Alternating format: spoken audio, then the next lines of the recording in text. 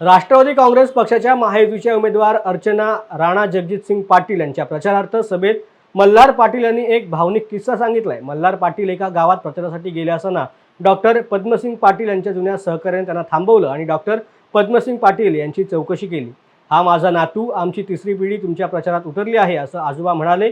पाटील कुटुंबियांशी इथल्या जनतेची नाळ ही घट्ट जुळली आहे असं उदाहरण त्यांनी सांगितलंय। डॉक्टर साहेबांनी 1975 पासून सकारात्मक राजकारण करत राहिले। वडीलधारींचा, माता भगिनींचा आशीर्वाद राहिला, तरुणांची साथ राहिली।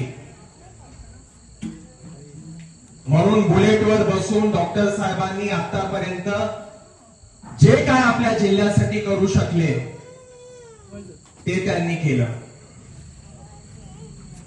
पोट तिडकीने काम करत असताना अनेक सहकारी कमवले। मी काल ताकपिकीमध्ये होतो, नाही सकाळी होतो, बामणीत होतो।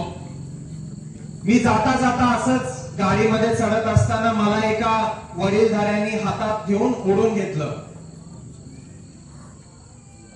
ते बोलले, दादा आमचे साहेब कसे आहेत?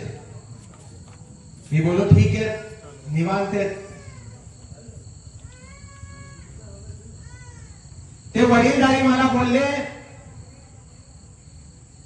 की साहेब, दादा मी साहेबांचा 37 वर्ष जुना कार्यकर्ता आहे, तिसरी पिढी। हा बघा माझा नातू, हा नातू तुमच्या बरोबर आज प्रचाराला आलेला आहे। ही नाळ जी पाटील कुटुंबाची जोडली गेलेली आहे, प्रत्येक धाराशिवच्या नागरिकाबरोबर।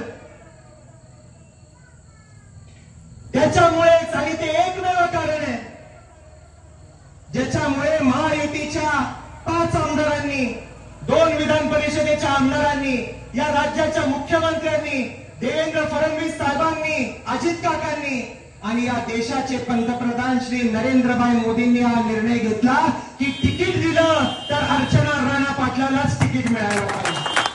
आणि ज्या दिवशी 4 एप्रिलला माझ्या आईला उमेदवारी घोषित झाली, त्याच दिवशी या विरोधकांनी आपला पराजय मान्य केला आहे। मी आज आवर्जून आपल्याला सांगू इच्छितो।